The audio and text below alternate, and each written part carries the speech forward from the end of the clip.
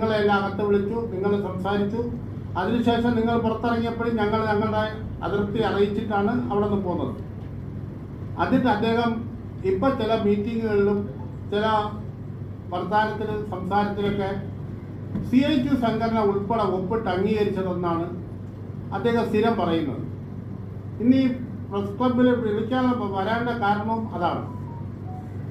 ഈ മീറ്റിങ്ങിൽ പങ്കെടുക്കുന്ന സമയത്ത് അറ്റൻഡൻസിൽ ഒപ്പിട്ടതല്ലാതെ ഈ ഒരു തീരുമാനങ്ങളും CIT സംഘടന അംഗീകരിച്ചിട്ടില്ല. ഈ തീരുമാനങ്ങൾ അംഗീകരിച്ചുകൊണ്ട് ഒരു മിനിറ്റ്സിലും നമ്മുടെ സംഘടന ഒപ്പിട്ട് കൊടുത്തിട്ടില്ല. അപ്പോൾ ഇത്രയും ശുദ്ധ കളവ് പറയുന്ന ഒരാൾ അത് LDFന്റെ ഒരു മന്ത്രിയാണ് എന്നതിൽ നമുക്കൊരുപാട് വിഷമമാണ്. പരസ്യമായി കളവ് പറയുക, അത് നിങ്ങൾ മനസ്സിലാക്കണം. അത് ഞങ്ങൾ വെല്ലുവിളിക്കുകയാണ്. കാരണം ഞങ്ങൾ അതിൽ അറ്റൻഡൻസിൽ മാത്രമാണ് ഒപ്പിട്ടത്.